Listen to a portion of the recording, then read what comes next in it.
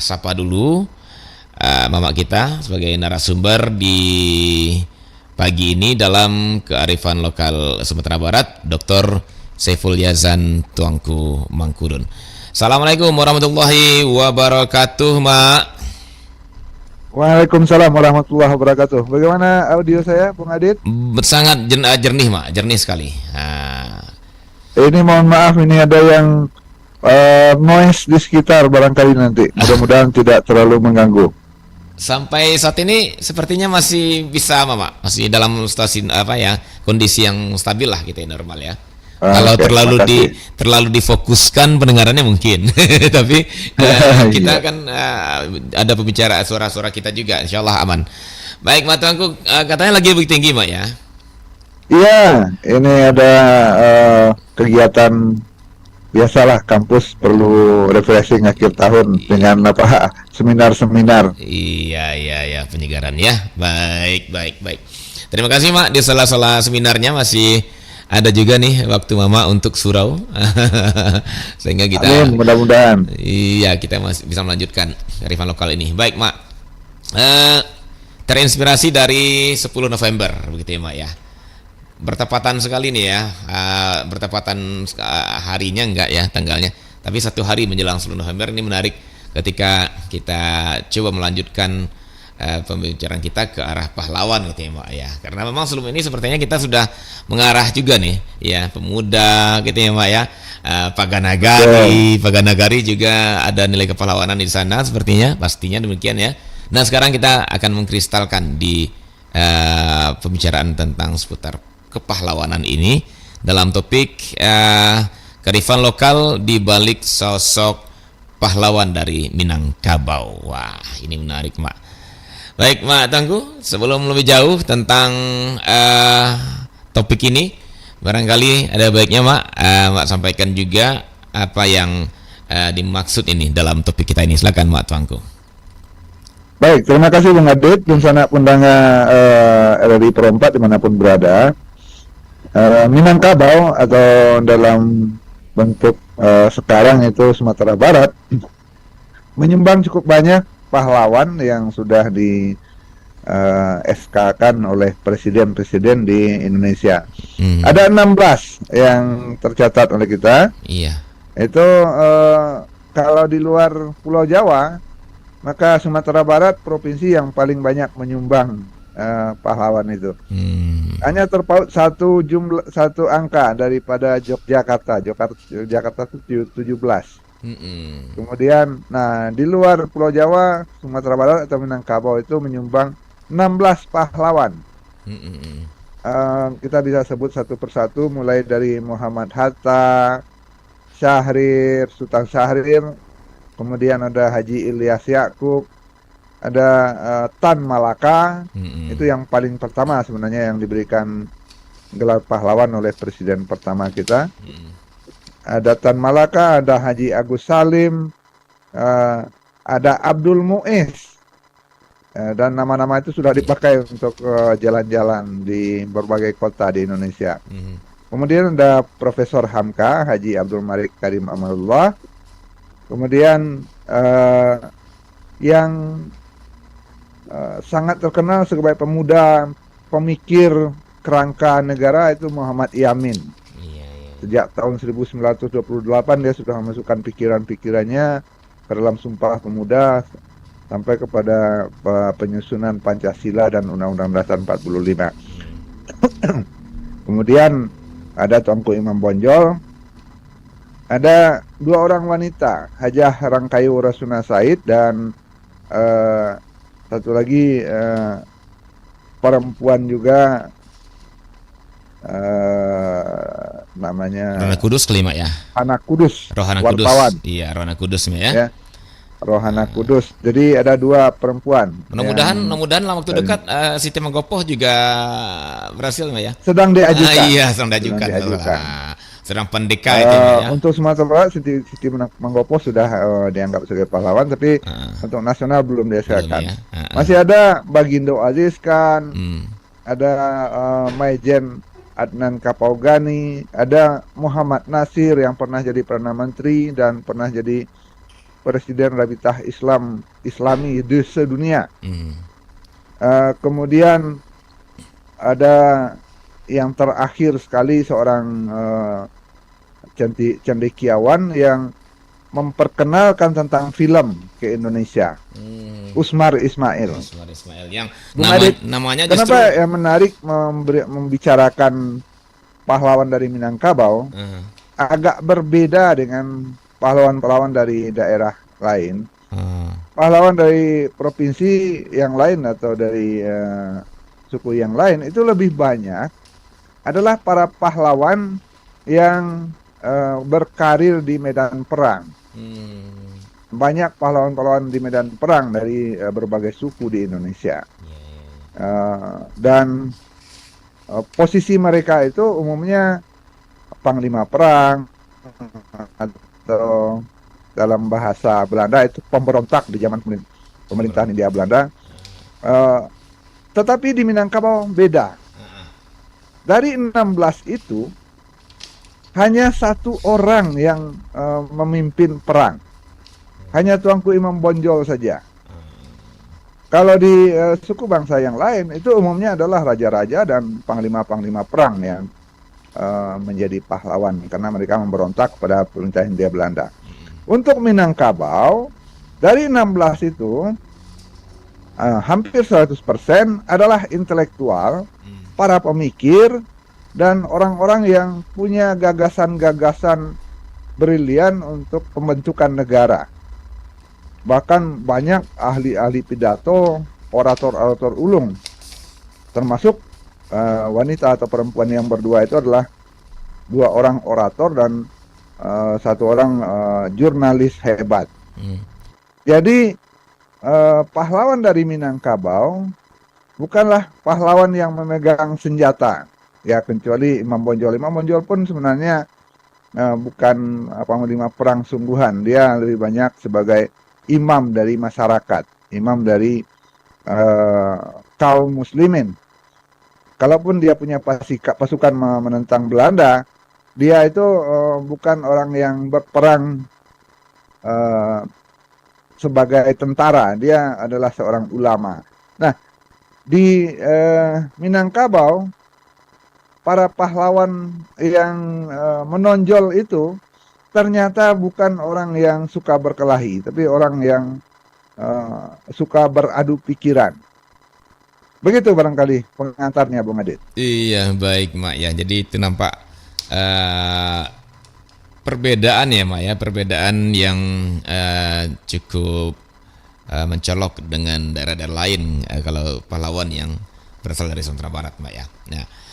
Nah, kalau begitu Mak, artinya apakah karena kan nampak beda ya Mak ya, satu sisi di segi fisik yang di daerah lain lebih banyak ke persoalan atau maksudnya banyak yang memutuskan bergerak itu secara perlawanan fisik gitu ya Mak ya, Betul. dengan mengangkat senjata katakan demikian. Sementara kalau di Minangkabau mereka lebih banyak menggunakan senjata katakanlah tanda kutip senjata gagasan pikiran intelektual kan gitu ya Mak ya. Nah, betul. apakah ini disebabkan kondisi di dalam artian mungkin di tempat lain itu kondisinya memang sedang dalam ekspansi fisik gitu ya, atau sedang dijajah secara fisik juga. Nah, sementara di Sumatera Barat tidak dijajah secara fisik. Apakah itu Mak yang terjadi saat itu atau memang tipikal menghadapi persoalan yang sedikit berbeda? Bagaimana Mak melihatnya kondisi hari itu ketika itu? Iya, saya memahaminya kenapa sosok-sosok pahlawan dari Minangkabau itu lebih banyak pahlawan dalam arti para pemikir. Kita bisa hitung semuanya, Bung Adit ya. Mulai dari Bung Hatta, Tan Malaka, Agus Salim, Syahrir, Muhammad Nasir, Hamka, Rohana Kudus, atau orator ulung yang sangat dibanggakan oleh Bung Karno itu, Rasuna Said. Itu semua orang yang menonjolnya bukan karena kemampuan perang, bukan kemampuan memimpin pasukan, tapi kemampuan menggunakan gagasannya untuk mempengaruhi orang lain. Bayangkan seorang Muhammad Yamin yang baru berumur 20-an tahun itu menggagas dan mengumpulkan orang se-Indonesia dan mengajak para pemuda-pemuda seluruh Indonesia untuk melaksanakan Sumpah Pemuda. Walaupun waktu itu namanya tidak menonjol, tapi orang tahu semua urutan Sumpah Pemuda itu adalah tulisan dari Muhammad Yamin yang dibacakan oleh seorang tokoh dari kerajaan di Jawa. Nah, jadi kemampuan para pahlawan Minangkabau itu adalah kemenonjolan daya pikir, daya kritisnya, dan inovasi tentu saja, kreasinya. Bayangkan seorang Tan Malaka itu berada pada pikiran yang menurut orang sekarang itu paling kiri. Dia sangat sosialis, walaupun Islamnya tetap kental. Kemudian pada sisi lain ada Muhammad Nasir yang paling kanan, yang sangat Islam, bahkan beliau selalu menggagas negara Islam. Kemudian ada Syahrir, tokoh muda yang jadi Perdana Menteri pada usia 36 tahun. Dia bisa meyakinkan Soekarno dan Hatta dan Panitia 9, saya siap jadi Perdana Menteri. Itu Perdana Menteri Indonesia termuda sepanjang sejarah dan orang setingkat presiden yang paling muda sejarah. Berapa usia beliau waktu itu, Pak? 36 tahun. 36 tahun ya. Oke. Iya, masih sangat muda. Bagi Syahrir, para tokoh yang lain itu abang saja, abang semua. Bung. Yang memperkenalkan kata Bung itu adalah Bung Hatta. Ketika Syahrir ingin mengambil peran sebagai tenaga untuk memimpin negara, semula orang-orang menyapanya Pak, dia tidak mau. Jangan panggil saya Syahrir saja. Janganlah terlalu merendahkan, kata Hatta. Kita panggil saja kita semua ini dengan Bung. Jadi istilah Bung itu dari Hatta itu. Bung Karno, Bung Syahrir, Bung Hatta itu dari Hatta yang memperkenalkan dalam Panitia 9. Karena Bung Hatta pun masih bujangan waktu proklamasi itu, walaupun usianya sudah 43 tahun. Iya. Itu juga sebuah nilai kepahlawanan juga pikirnya, Pak ya. Artinya, bahkan Hatta berjanji kepada Bung Karno, jangan paksa saya menikah kalau Indonesia belum merdeka. Merinding dia saya. tidak akan menikah sebelum merdeka. Okay. Nah, itulah sosok-sosok pahlawan dari Minangkabau yang benar-benar agak berbeda dibanding yang lain. Kalau kita lihat Panitia 9, Bung Adit, itu 3 dari Minangkabau, itu menonjol karena pikirannya sendiri. Bukan karena dia utusan dari sebuah organisasi besar, bukan karena dia dari kerajaan atau dari kalangan elit, tidak. Karena pikirannya. Begitu, Bung Adit. Ya. Nah, itu yang jadi pertanyaan saya akhirnya, Mak. Apakah ketika beliau-beliau para pahlawan Minangkabau kita itu muncul di hari itu, Mak, apakah di Sumatera Barat sendiri sedang tidak terjadi penindasan secara fisik oleh penjajah, apakah itu Belanda atau Jepang kala itu, sehingga tidak muncul perlawanan fisik sebagaimana di daerah-daerah lain, tapi lebih banyak perjuangan mereka secara pemikiran dan gagasan. Apakah karena itu, Mak, atau sebenarnya secara fisik juga ada perlawanan, ya? Tapi mungkin itu karena sifatnya lokal, sehingga tidak terlalu dikenal secara nasional. Namun di luar saudara-saudara kita yang berjuang secara fisik itu, maka muncullah para tokoh-tokoh kita dengan gagasannya ini yang akhirnya menjadi cikal bakal gagasan Indonesia itu sendiri. Apakah karena itu, Mak Tuanku? Gimana? Sebenarnya para pahlawan dari Minangkabau itu juga ada menggerakkan perang. tapi bukan dengan pasukan. Hmm. Ada di Padang, Bagindo Aziz Khan itu sudah sangat terkenal. Iya, iya, iya. Wali kota pertama Padang itu juga masih muda. Seusia Syahrir dia jadi wali kota itu. Umur 35 tahun bahkan Bagindo Aziz Khan itu. Dia ditunjuk jadi wali kota. Kemudian Belanda ini kan mengulang kembali datang. Lalu dia melanggar batas Renville. Nah, Bagindo Aziz Khan yang tidak pernah memimpin perang itu mengajak semua pemuda Nanggalo itu berbaris menghadapi tentara Belanda itu. Iya, iya, iya, iya. Walaupun beliau gugur kemudian sebagai wali kota dalam usia yang sangat muda, tapi beliau bukan bukan kaleng-kaleng kata orang sekarang ya. Iya, iya, iya. Menggerakkan itu bukan karena beliau pimpinan pasukan, tapi karena beliau pemikir. Iya, iya, Karena iya. beliau adalah pemuda yang punya gagasan. Kalau di Padang itu ada simpang tinju namanya Bung Adit, Iya, di Nanggalo jalan ya. Iya, iya. Jalan Gajah Mada itu ya. Simpang tinju itu adalah lambang perlawanan dari seorang pemuda Bagindo Aziz Khan, wali kota pertama kota Padang, dan beliau sudah jadi pahlawan nasional. Jadi kalau dikatakan tidak berjuang secara fisik, ada juga, tapi bukan jenderal, bukan panglima perang, Iya, iya. bukan para laksamana. Kalau dari berbagai daerah itu kan banyak adalah panglima perang. Ada Patimura, ada di Ponegoro, ada Malahayati. Itu adalah pahlawan-pahlawan yang memang punya pasukan. Bagindo Aziz Khan tidak punya pasukan. Dia hanya wali kota, tapi bisa mengerahkan pemuda di kota Padang untuk melawan Belanda sampai beliau sendiri gugur. Nah, ini ciri yang berbeda barangkali, menurut saya begitu. Dia menggerakkan orang itu bukan karena pasukan, tapi karena dia bisa berbicara, dia bisa berorasi. Iya, lah ini lagi-lagi ini sepertinya memang boleh dibilang civil skill ya, civil society gitu ya. Tinggi. Iya, civil skillnya, dan ya yang menariknya itu ya Maya, orang civil society tapi bisa berperan sebagai militer. bisa berdiri menggerakkan orang untuk melakukan perlawanan fisik. Ya, lagi-lagi ini ya seperti yang aku bilang tadi adalah bagaimana dia bisa mengkondisikan orang lain, bisa meyakinkan orang lain untuk bergerak gitu ya Maya. Baik, ya Mak.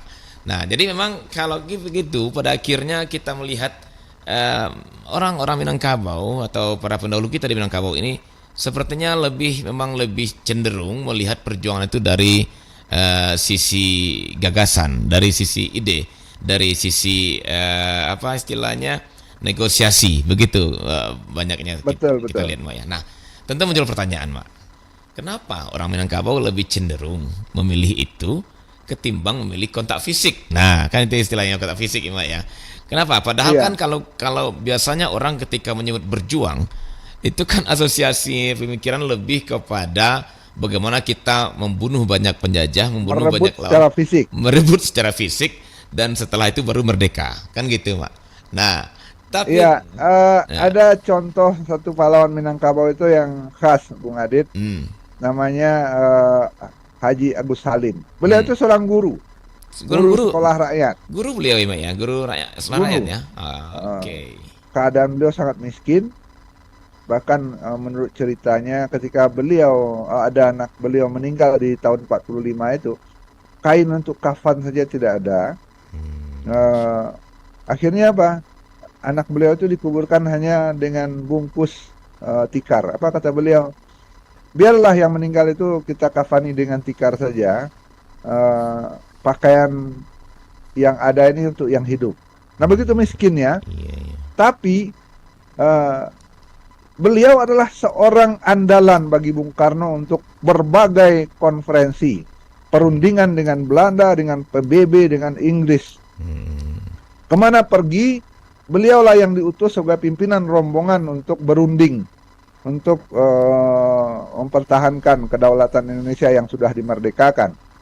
Kenapa begitu? Karena beliau seorang polyglot, penguasa berbagai bahasa. Beliau fasih dalam 7 bahasa dan mengerti lebih dari 15 bahasa. Bahasa Inggris, Prancis, Jerman, Arab, Portugis, semua itu lancar beliau.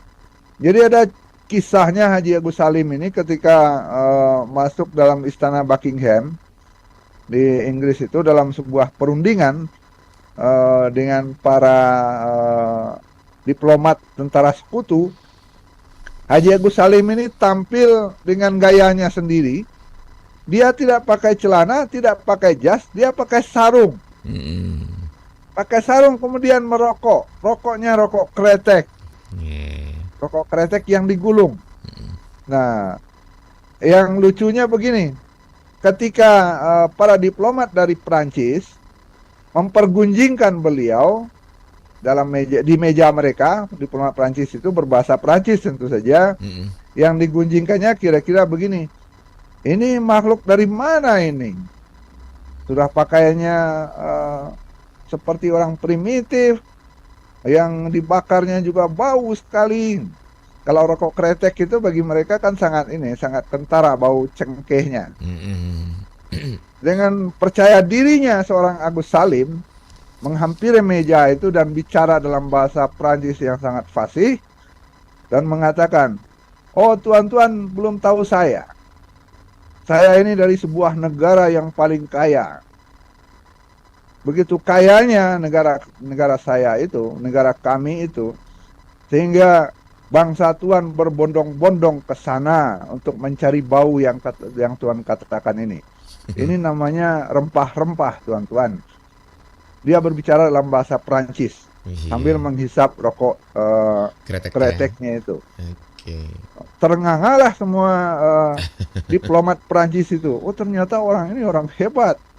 Bicara Prancisnya fasih dan para pangeran-pangeran Inggris itu semua mengagumi Agus Salim. Sangat terkenal itu. Ada pangeran dari Buckingham itu dibuatkan karikatur ketika berhadapan dengan Agus Salim. Kemudian kalau dalam bahasa Minang itu mantagi ya, atau kepercayaan dirinya sangat tinggi Agus Salim ini.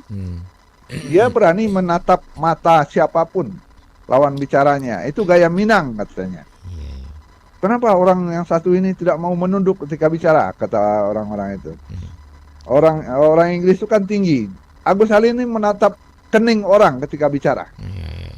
Nah ini antara lain kekhasan para pahlawan dari Minangkabau itu mempunyai kepercayaan diri yang tinggi dan menguasai gagasan pikiran yang internasional. Baik Agus Salim, baik Nasir. Nasir itu diangkat menjadi Presiden Rabitah Alam Islami karena seluruh negara-negara Islam Timur Tengah itu sangat mengagumi dia. Begitu Bung Adit. Iya, baik. Nah, matangku, ini menarik kita coba telusuri bahwa dengan tidak mengurangi nih Mak ya, mengurangi dan dengan tidak mengurangi rasa kebanggaan kita, rasa penghormatan kita kepada para pahlawan yang turun ke medan perang secara fisik ya Mak ya. Tapi kalau bicara perjuangan secara diplomasi, secara gagasan, secara pemikiran, itu tentu membutuhkan sebuah skill tertentu ya Mak ya. Membutuhkan sebuah kemampuan diri di luar kemampuan fisik kan gitu ya Mak. Dan apalagi yang akan dihadapi itu bukan orang-orang dari negerinya sendiri, tapi orang-orang penjajah yang notabene gitu ya. Yang notabene namanya penjajah pasti merasa dengan segala egosentrisnya, dengan segala otoriternya, yang namanya penjajah ya Mak ya. Dan dengan konco-konconya, itu yang akan mereka hadapi. Nah, yang menarik yang bagi saya adalah begini Mak. Dikala itu belum seperti zaman ini yang para tokoh-tokohnya itu adalah jeblosan universitas negeri, universitas swasta yang ternama gitu ya Mak ya di Indonesia ini. Dan mereka melewati sebuah pendidikan tambahan juga di samping universitasnya mungkin yang berbagai macam ya, sehingga itulah yang akhirnya melobi-lobi orang atau juga istilahnya bernegosiasi dengan orang lain, orang asing. Itu perbandingan selain hari ini. Sementara di kala itu seperti yang Mak bayangkan tadi, menggambarkan tadi, seorang Inyi Agus Salim hanyalah seorang guru sekolah rakyat, bayangkan Mak. Sekolah rakyat, sekolah dasar gitu ya Mak ya. Tapi dia bisa Iya, iya. menjangkau pemikiran internasional dan bisa membuat terpesona orang-orang luar negeri dengan penguasaan bahasanya. Ini kan sebuah kondisi yang pantas kita pertanyakan, ya Mak. Artinya Ya, gini, fenomena ya, para nah, pahlawan itu memang agak sulit keberlanjutannya dengan generasi kita. nah, Agus Salim itu dia juga hanya sampai sekolah rakyat, tapi kemudian dia menjadi poliglot, menjadi penutur banyak bahasa itu karena kemampuan belajar mandirinya, otodidaknya. hmm, Ya, dia tidak pernah kuliah, dia tidak pernah pergi ke negara-negara itu sebelumnya, tapi dia bisa mempelajari bahasa orang itu dari pelabuhan. hmm, Jadi dia pergi ke kapal-kapal yang bersandar di Sunda Kelapa itu, dia uji kemampuan berbahasanya kepada anak buah kapal. Dia cari mana anak buah kapal yang dari Belanda, yang dari Perancis, yang dari Inggris. Dia ajak minum kopi, dia menguji bahasanya dengan para anak buah kapal. Itu yang dilakukan Agus Salim muda hmm, untuk menguji keterampilan berbahasanya. Kalau hmm, sekarang kan ada tes TOEFL, iya, tes IELTS untuk menguji ada kemampuan ada bahasa. ada native, Agus Salim mencari iya. anak buah kapal asing untuk menguji bahasanya. Dia menguji Kalau sekarang sendiri. Mak, kalau sekarang justru didatangkan native speaker gitu ya Mak ya.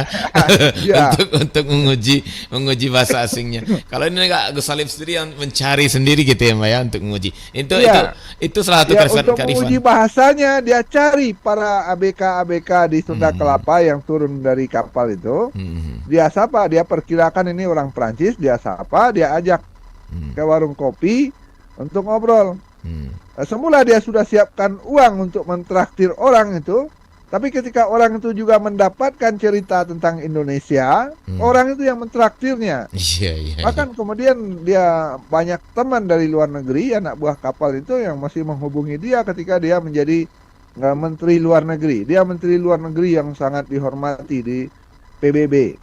Ya, Iya, sampai iya, tahun iya. 50 beliau itu kan menteri luar negeri, walaupun berganti-ganti Hmm, pemerintahan Perdana Menteri. iya. Menteri luar negeri itu selalu disandarkan kepada Agus Salim karena kemampuan bahasanya itu.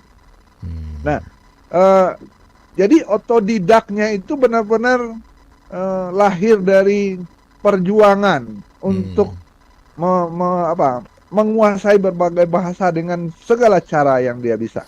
hmm, Nah, ini langka.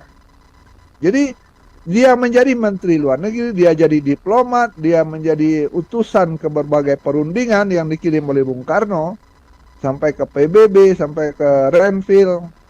Nah, itu karena apa? Karena kemampuan berbahasanya itu.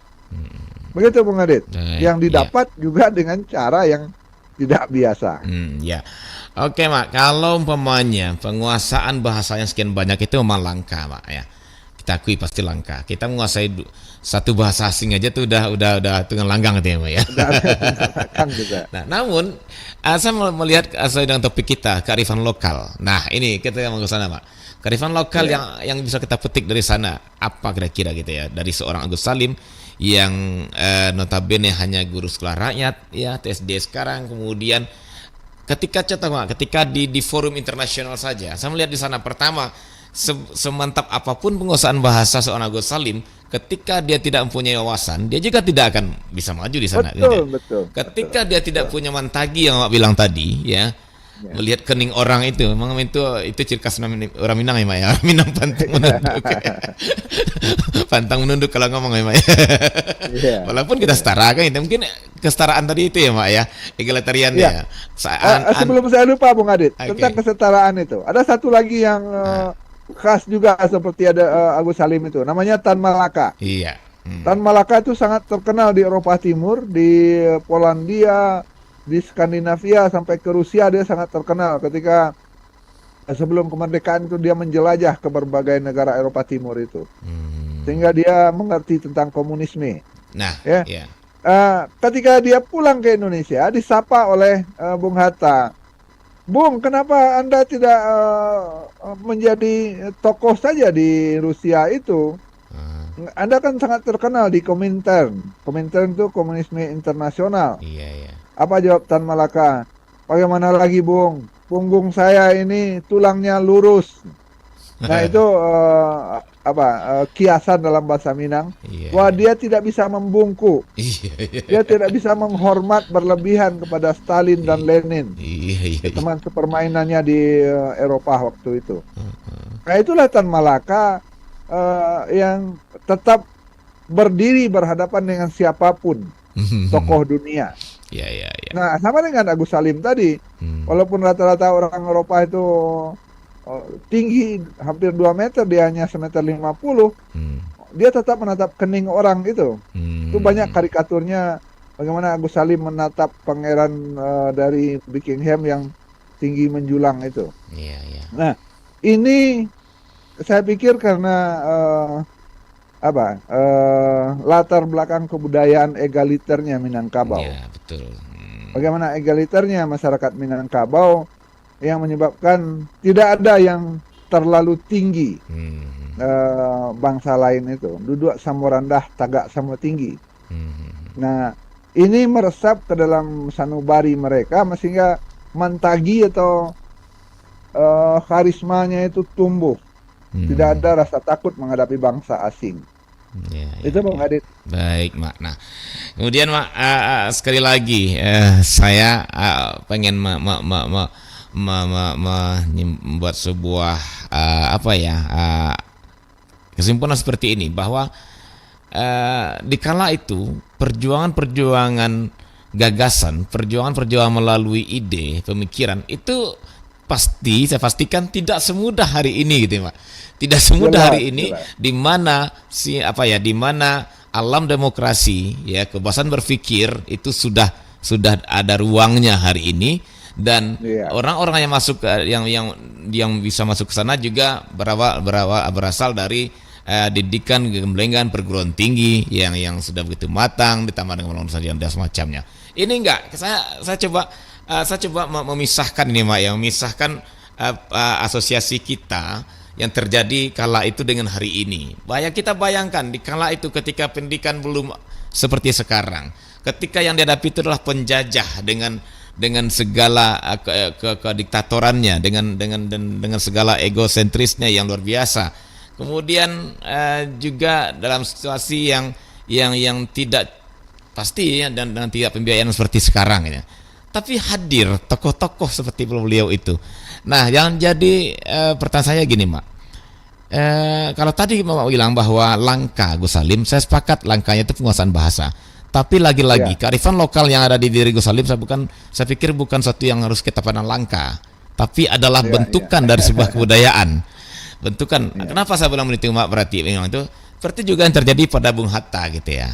Nah, bagaimana Betul. Bung Hatta dengan sebuah kepercayaan diri dia berani berdiri di samping seorang Soekarno yang begitu diagungkan dan dia tidak merasa rendah diri kan ini Mak ya. Kemudian juga bagaimana seorang katakanlah Rohana Kudus ya dengan perjuangan jurnalistiknya yang bisa menggegerkan Belanda Mak. Nah, saya pikir ini bukan kalau sebuah kelangkaan takutnya hari ini tidak akan muncul lagi yang seperti itu. Tapi saya yakin ini sebuah hasil produk budaya Minangkabau. Nah, dari sini kita lihat apa sih sesungguhnya yang membuat beliau-beliau itu, Mak, yang hari ini mungkin kelupaan bagi kita, terutama kami generasi milenial ini, Mak, ya, Minangkabau ini, yang harusnya kita munculkan kembali, Mak. Apa sesungguhnya yang membuat dari Minangkabau itu hadir sebegitu banyak pahlawan yang notabene bergerak bukan secara fisik, tapi secara pemikiran. Apa kira-kira, Mbak? Silakan, Mbak. Iya, Bung Adit. Saya melihat ada sistem atau situasi masyarakat yang membuka kesempatan orang untuk tampil, ya.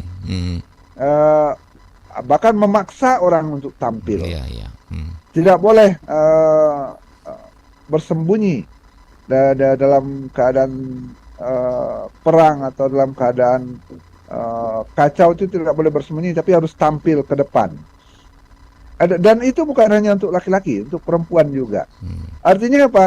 Eh, Kehidupan bersama ini tidak diserahkan kepada pemimpin saja, semuanya harus ikut bicara dan semuanya harus ikut berpikir. Kalau dalam kata pesakonya, orang Minang itu selalu ingin satu sakaki dalam setiap kehidupan bersama. Jadi kalau di Jawa istilahnya gotong royong, semuanya bergerak bersama, walaupun di Minang ada gotong royong. Tapi orang Minang itu bukan kerja bersama itu yang menjadi andalan, tapi semuanya harus punya eksistensi, semuanya harus berani tampil. Jadi tidak mengandalkan kepada pemimpin saja. Duduk sama rendah, tagak sama tinggi itu adalah kewajiban semua manusia Minangkabau ketika berhadapan dengan berbagai situasi. Nah, itu satu. Kemudian yang kedua, kenapa mereka itu tidak rendah diri dengan keadaannya. Tadi sudah saya ceritakan tentang Agus Salim yang bahkan untuk mengafani anaknya yang meninggal pun tidak ada kain, tapi dia masih berjuang sebagai diplomat yang dikirim ke luar negeri oleh Bung Karno untuk berunding. Bagaimana bisa orang yang, atau contoh yang lain, Muhammad Nasir yang bahkan sampai beliau meninggal tidak mau mengganti kacamatanya yang sudah patah gagangnya. Kacamata Muhammad Nasir itu patah gagangnya, dan itu beliau beliau ikat dengan benang. Apa kata sekretarisnya? Pak, saya belikan Bapak kacamata ya. Ah, kacamata ini masih bisa membantu saya untuk membaca, tapi gagangnya sudah patah. Kacamata itu kan bukan gagangnya. Kacamata itu untuk membantu mata saya melihat. Betul. Mau gagangnya patah, mau gagangnya ditalikan, tidak ada masalah. Luar biasa. Seperti begitu sederhananya hidup Muhammad Nasir. Tapi dia adalah tokoh dunia. Presiden Rabitah Alam Islami. Seluruh negara Islam mengangkat dia sebagai presiden.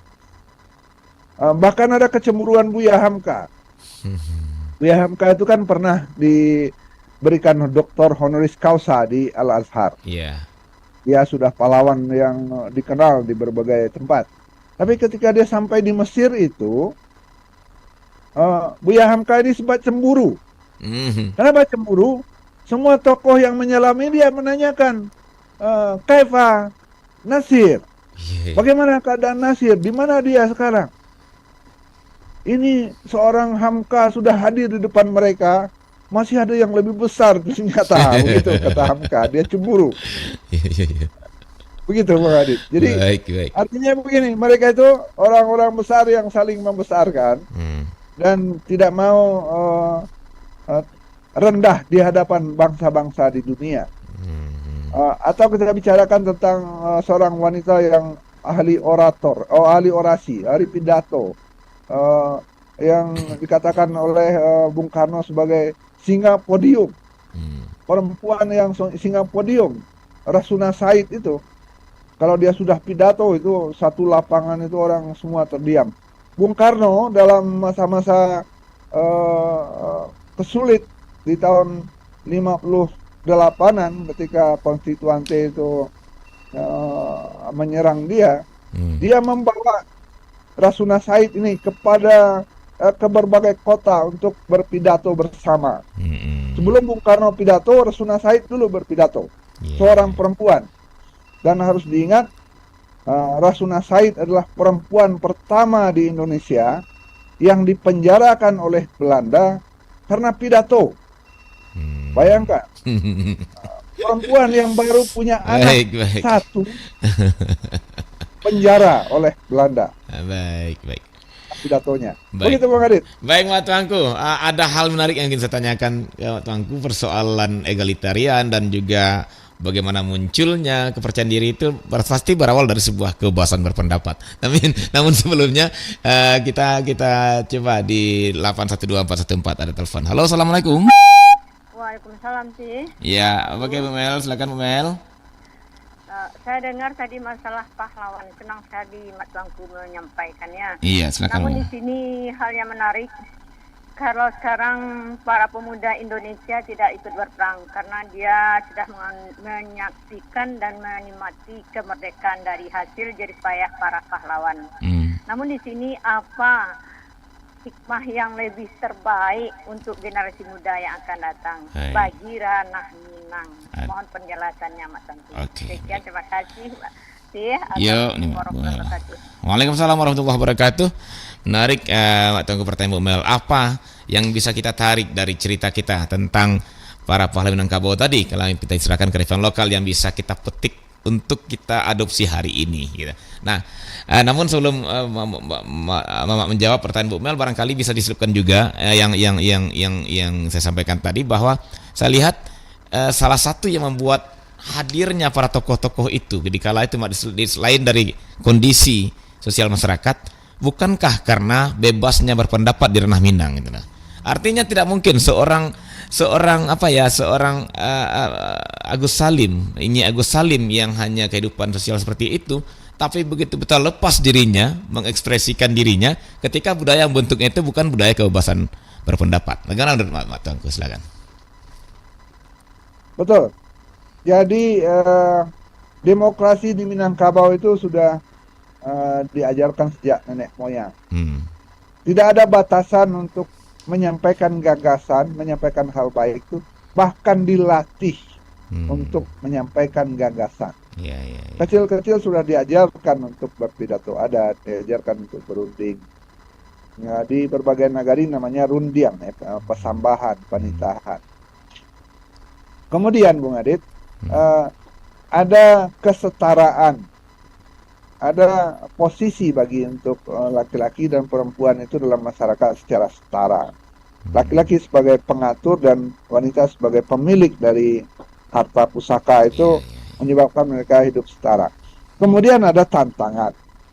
Masyarakat Minangkabau itu secara adat ditantang untuk merantau, untuk menguji dirinya dalam dunia yang berbeda. Nah, merantau itu akan memaksa mereka untuk di bumi dipijak, di situ langit dijunjung. Dan dia terpaksa dalam tanda petik untuk beradaptasi, dan itu yang menyebabkan mereka bisa menonjol dalam berbagai pertemuan dengan suku bangsa lain. Ya, merantau menyebabkan putra-putra Minang yang kemudian jadi pahlawan itu memaksa diri atau terpaksa oleh keadaan merantau itu untuk belajar meningkatkan kualitasnya. Semua pahlawan Minangkabau itu mungkin hanya Muhammad Yamin dan Bung Hatta yang sekolahnya tinggi. Ada juga yang dokter ya. Tapi yang lain itu lebih kepada otodidak. Seorang Hamka misalnya, dia itu tidak pernah memasuki sekolah formal. Dia hanya belajar di surau, belajar kepada berbagai guru, dan belajar otodidak bahasa Arab. Dan membaca sastra-sastra Arab yang banyak sekali sampai menghasilkan karya-karya sastra, sampai kemudian dia diberikan gelar doktor oleh universitas-universitas di dunia, dari Universitas Al-Azhar sampai Universitas Malaya. Bahkan Universitas Malaya memberikan dia gelar profesor. Ya, itu tidak melalui sekolah formal. Luar biasa. Dia mereka melakukannya dengan dengan otodidak, ya? Dirinya sendiri, dengan otodidak. Seperti cerita seorang Agus Salim yang menguji bahasa Perancisnya dengan ABK dari kapal yang mendarat di Sunda Kelapa. Kalau sekarang pemuda kita menguji bahasa Inggrisnya dengan tes TOEFL. Agus Salim kepada ABK, anak buah kapal yang mendarat di Sunda Kelapa. Nah, ini yang barangkali perlu dilanjutkan. Ya, barangkali apa itu? Sesuai juga dengan pertanyaan berjuang. Bu Mel tadi ya, Mak Tangku ya. Sekaligus jawaban untuk Bu Mel barangkali itu ya. Iya, begitu Bung Adit dan Bu Mel. Iya. Itu yang perlu dilanjutkan, keinginan berjuang untuk menghadapi dunia. Oke, Bung Adit, itu jawaban untuk Bu Mel. Iya. Yang bisa kita wariskan itu semangat untuk memperkuat diri dan memperkaya wawasan. Iya. Nah, kalau boleh ini di penghujung pembicaraan Mak, tanpa terasa kita udah hampir 1 jam. Masih banyak yang belum kita buka ya Mak ya soal kepahlawanan ini. Baru beberapa Iya, orang. saya sering terharu kalau membaca riwayat hidup para pahlawan ini. Iya, kita belum Ya, belum belum bagaimana mereka dalam keadaan yang sangat kesulitan, tapi bisa menonjol dan menghasilkan menghasilkan gagasan besar. luar biasa. Atau jangan-jangan emang itu ya Mak ya. Nah, ini jadi pemikiran juga. Jangan-jangan karena mereka memang di saat itu atau dipaksa untuk keluar dari zona nyaman seperti yang Mak bilang sebelumnya ya. Merantau itu sendiri sesungguhnya mendidik manusia Minangkabau itu, orang Minangkabau itu untuk selalu keluar dari zona nyaman, sehingga ketika mereka dihadapkan pada tantangan di saat itu tidak nyaman, dan namanya penjajahan tidak nyaman Mak ya. Mereka tidak Ya, dia berjuang untuk menguasai keadaan. Artinya mereka tidak asing lagi dengan kondisi itu gitu ya. Mereka tidak asing lagi, apalagi yang laki-lakinya. Mereka tidak asing lagi diasingkan, dibuang, dikeluar dari kampung. Karena dari kecil mereka juga ada keluar dari rumah gadang dan mereka juga keluar dari kampungnya. Jadi kalaupun diasingkan lah, kalaupun dikucilkan lah segala macam, itu udah enggak. Artinya untuk keluar dari zona nyaman itu sudah dididikan justru Minangkabau, atau itu barangkali yang sehingga iya, saya sepakat. Iya. Itu salah satu penyebab para pahlawan itu menonjol. Kenapa? Selalu dihadapkan kepada tantangan dan mereka tidak terlena dengan zona nyaman atau malah dipaksa keluar dari zona nyaman. Tapi kalau kita lihat Tan Malaka misalnya, Tan Malaka itu orang tuanya kaya raya. Di Suliki itu orangnya kaya. Dia kan diberi gelar Datuk masih dalam usia muda. Tan Malaka itu sebenarnya gelarnya Datuk Tan Malaka, Ibrahim Datuk Tan Malaka. Disekolahkan ke sekolah raja di Bukit Tinggi, dikirim ke Belanda sekolah. Itu atas biaya orang kaya orang tuanya, dan bahkan dia diminta untuk di kampungnya menjadi penghulu. Ada zona nyaman di kampungnya, tapi dia malah berkelana ke seluruh dunia, ke Eropa Timur untuk mencari ilmu. Jadi di sini zona nyaman itu bukan memaksa dia, tapi dia yang meninggalkan zona nyaman itu. Bukan zona nyaman yang mengusir dia keluar, tidak. Dia yang meninggalkan zona nyaman untuk mendapatkan hal-hal yang besar di dunia, untuk membesarkan dirinya. Begitu Bung Adit.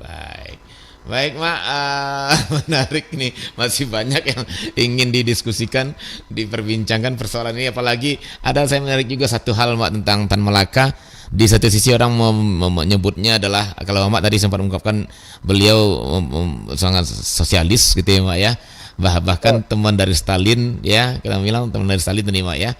Nah, tapi beliau juga seorang Muslim yang kuat begitu ya. Jadi ada sebuah bagaimana dia memegang sebuah paham sosial seperti ini, paham agamanya seperti ini, dan itu dipertemukan dalam satu diri. Ini kan luar biasa nih Mak. Artinya orang yang paham dengan agama tapi dia juga memegang prinsip yang dianggap orang tidak dekat dengan hal-hal seperti itu. Nah, ini kan luar biasa juga. Gimana tuh, Mak? Ini keberanian Bung Adit ya. Keberanian seorang Tan Malaka memasuki pikiran yang paling kiri, istilahnya ya, paling kiri.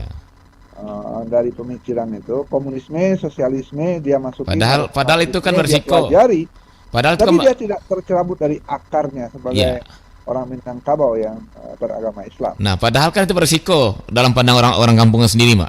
Gitu ya. Betul. Sebahagian masyarakat menganggap itu risiko, tapi dia tidak hilang. Nah, itu dia. Dia bukan orang yang hanyut dalam pikiran-pikiran yang dia pelajari. Nah, itu menariknya, Mak. Dia akhirnya terbunuh dalam sebuah konspirasi yang tidak bisa kita jelaskan. Tapi dia tetap diakui oleh Bung Karno sebagai seorang kawan, seorang pemikir, seorang Islam yang taat, yang mengajarkan saya tentang sosialisme, kata Bung Karno. Supaya diingat oleh para pendengar dimanapun, pahlawan pertama dari Minangkabau itu adalah Tan Malaka. Baru sebulan dia meninggal, Bung Karno begitu sedih sahabatnya meninggal dalam keadaan yang menyedihkan. Bung Karno langsung mengeluarkan surat keputusan presiden tentang pahlawan nasional. Jadi Tan Malaka itu adalah deretan pahlawan pada SK pahlawan yang pertama atau yang kedua ya, yang masih baru-baru itu SK tentang pahlawan Artinya dikeluarkan apa? Presiden Republik Indonesia. Artinya Begitu Bung Adit. ya, artinya pertama atau kedua secara keseluruhan Mbak ya, Indonesia ini bukan Sumatera Barat. Betul di Indonesia Oh my god.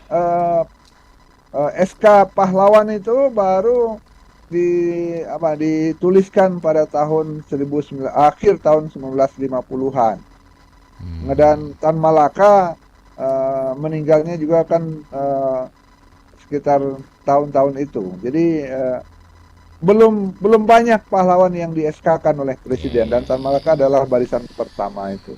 Baik, luar biasa Mak. Jadi lagi-lagi kita akan melirik ini ya, produk hasil kebudayaan Minangkabau. Ketika satu sisi dia memegang inilah Minangkabau yang Islami, tapi di diri yang sama dia bisa mengatakan inilah paham sosial saya, kan gitu ya. Ya. Oke. Jadi dunia itu tidak pernah dipandang sempit oleh orang Minangkabau. Mereka mempelajari semua sudut pemikiran dan berteman dengan berbagai pemikiran.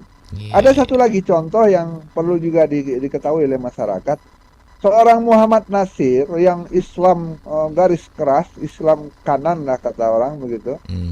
Tapi supaya diketahui dia punya teman namanya Julius Kasimo, itu anggota konstituante, ketua partai Katolik. Itu teman minum kopinya. Habis sidang konstituante, Kasimo dan dengan Muhammad Nasir ini pergi minum kopi. Begitu akrabnya dengan orang yang berbeda dalam berbagai hal, aliran pemikiran, agama, suku. Tapi itulah teman akrabnya dalam minum kopi ketika di sidang awal konstituante. Begitu ceritanya, Bung Adi. Lagi-lagi jangan-jangan itu karena didikan egalitarian juga ya Mbak ya. Iya, dan inklusif. Inklusif ya, betul. Iya. Iya, mungkin agak setengah menit saya sebutkan kembali. Orang mungkin menganggap Dwi Tunggal Bung Karno-Hatta itu satu pemikiran. Tidak, berbeda sekali. Iya.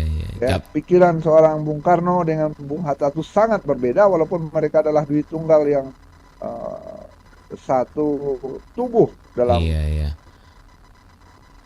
bukan negara. Tapi ketika sudah berdebat dalam panitia 9, dalam sidang-sidang kabinet, mereka berbeda. Artinya mereka mempertahankan ya ideologi ide mereka, tapi tetap menghargai gagasan yang lain, gitu ya kira yang disampaikan. Salat mereka selalu berdampingan. Tapi kalau sudah berdebat tentang gagasan bernegara, mereka selalu berbeda pendapat. Iya. Kalau kita bawa ke refleksi hari ini, sepertinya ya bendera bisa beda ya Mbak ya, tapi tujuan tetap sama gitu ya. Tapi sampai Bung Hatta itu mengundurkan diri dan jadi presiden, wakil presiden tahun 1956, itu karena perbedaan pendapat. Walaupun dia sangat hormat dan sangat bersahabat dengan Bung Karno, bahkan yang memaksa Bung Hatta menikah dengan Ibu Rahmi itu adalah Bung Karno. Iya, luar biasa. Jadi kita buka coki jadi Mbak ya. Iya.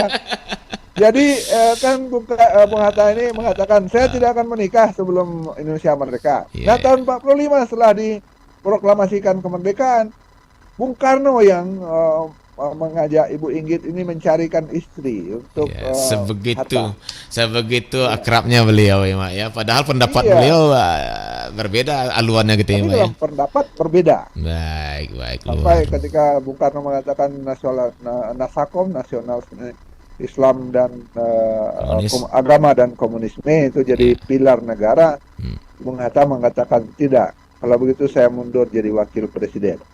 Oke, sampai sebegitu. Walaupun sampai Bung Karno meninggal, Bung Hatta selalu menjenguk dia. Ketika Bung Karno sakit-sakitan akhir tahun awal 70-an, Bung Hatta selalu mengunjungi beliau. Artinya setelah beliau mundur dari wakil presiden pun dia tetap bersahabat nih Mak ya. Persahabatan tetap. Luar biasa. Anak-anak Bung Karno itu sangat dekat dengan Bung Hatta dan sebaliknya. Baik, baik. Tapi dalam politik mereka tidak bisa lagi berjalan berdua. Baik, Bung baik. Hatta kemudian kan jadi guru, jadi dosen di Universitas Indonesia dan mengajar ke Bandung, ke ITB. Baik, baik. Baik, Mak, begitu banyak sebenarnya kalau kita gali satu persatu dari pribadi-pribadi tokoh-tokoh Iya, Minangkabau. kepribadian para pahlawan Minangkabau Iya. luar biasa. Luar biasa, Mak, ya. Tapi kalau saya melihat ada 3 poin yang menarik, yaitu egalitarian, kebebasan berpendapat, dan juga budaya merantau yang membentuk orang Minangkabau itu kuat dalam kondisi apapun karena mereka terbiasa keluar dari zona nyaman, gitu ya, Mak, ya. Baik, Mak. Betul, betul. Iya, sebelum kita akhiri, walaupun sudah lewat dari jamnya, nggak apa, sedikit sebagai kesimpulan dari pembicaraan kita, biar ada yang dibawa pulang untuk generasi hari ini, seperti Bu Mel bilang tadi. Silakan, Mbak Tangku. Baik, makasih Bung Adit. Dan sanak pendengar di Perempat dimanapun berada, Minangkabau menyumbang 16 pahlawan sampai saat ini, dan itu adalah provinsi yang terbesar penyumbang pahlawannya di luar Pulau Jawa. Kenapa begitu banyak? Dan kenapa tidak banyak di antara 16 pahlawan itu yang dari militer? Semuanya atau sebagian besar adalah para pemikir, karena kebudayaan Minangkabau itu memberi dorongan agar mereka itu menjadi pemikir dan pembicara. Mereka dipaksa dalam tanda petik meninggalkan zona nyaman, kemudian diajarkan inklusif, bisa bergaul dengan berbagai situasi dan suku bangsa, sehingga mereka bisa menonjol. Begitu barangkali Bung Adit. Iya, baik. Baik, Mbak Tangku, terima kasih banyak, Mbak. Perbincangannya yang menarik sekali, saya pikir, pagi ini. Ya, seperti yang bilang tadi, saya ketika sudah membuka biografi dari para tokoh-tokoh besar Minangkabau, terutama pahlawan itu, memang nggak bisa diungkapkan, Mak, seperti apa aura yang muncul gitu ya. Seperti Betul, apa betul. rasa yang muncul, terlepas, apalagi yang pasti kebanggaan pasti, tapi juga ada nilai-nilai kepribadian mereka yang luar biasa yang harus kita jadikan referensi untuk kehidupan kita, apalagi kehidupan berbangsa hari ini yang sangat membutuhkan kebersamaan, persatuan, gitu ya, Mak, ya, dan juga menghargai perbedaan. Itu akan sangat-sangat bisa kita petik dari kehidupan para tokoh-tokoh pahlawan Minangkabau masa lalu. Baik, Mak Tangku, terima kasih lagi, Mak, dan ya, sampai jumpa, Mak, di pekan berikutnya. Insya Allah kita masih diberikan kesehatan. Amin, insya Allah. Dan kita diberikan waktu, masih bisa bersama di Surau Perempat dari Padang nih, Mak Tangku. Baik, dan sanak pendengar, sampai di sini acara Kearifan Lokal Sumatera Barat. Terima kasih atas-atasnya dan mohon maaf atas kekurangan. Akhirnya saya bersama Mak Tangku pamit dari ruang dengar Anda. Sampai jumpa. Assalamualaikum warahmatullahi wabarakatuh. Waalaikumsalam.